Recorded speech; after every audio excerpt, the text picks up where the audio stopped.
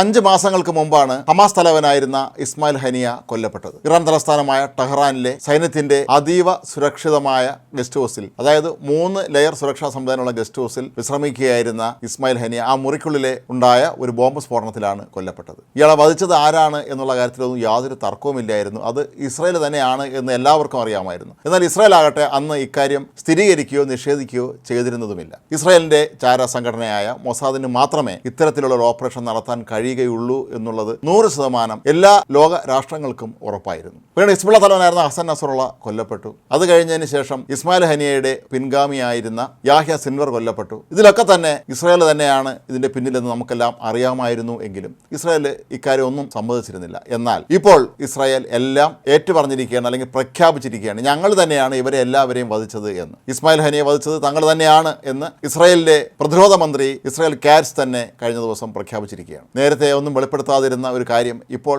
തുറന്ന് പ്രഖ്യാപിക്കുന്നതിന് മറ്റു ചില കാരണങ്ങൾ കൂടി ഉണ്ട് എന്ന് വേണമെങ്കിൽ കരുതാം. ഹിസ്ബുള്ളയും ഹമാസും എല്ലാം തന്നെ അവരുടെ ഏതാണ്ട് അന്ത്യത്തോട് അടുത്തുകൊണ്ടിരിക്കുന്ന ഒരു സമയമാണ്. ഹിസ്ബുള്ളയാകട്ടെ ആയുധം വെച്ച് കീഴടങ്ങിയിരിക്കുന്നു. അതുപോലെ ഹമാസിനെ സംബന്ധിച്ച് അവർക്ക് എങ്ങനെയെങ്കിലും ഒരു വെടിനിർത്തൽ കരാർ കിട്ടിയാൽ മതി എന്ന അവസ്ഥയിലാണ്. പക്ഷേ ഈ ദിവസങ്ങളിൽ ഹൂത്തി വിമതർ, ഈ 2 തീവ്രവാദ സംഘടനകളെ അപേക്ഷിച്ച് താരതമ്യേന ദുർബലരായ ഹൂത്തി വിമതർ നിരന്തരമായി ഇസ്രായേലിലേക്ക് ബാലിസ്റ്റിക് മിസൈലുകൾ അയക്കുകയാണ്. കഴിഞ്ഞ ദിവസം അതിൽ ഒരു മിസൈൽ ഇസ്രായേലിലെ ഏറ്റവും പ്രധാനപ്പെട്ട നഗരമായ ടെൽ അവീവിലേക്ക് തന്നെ വന്ന് പതിച്ചത് ഒരു ഗ്രൗണ്ടിലായതുകൊണ്ട് ആളപായം ഉണ്ടായില്ല.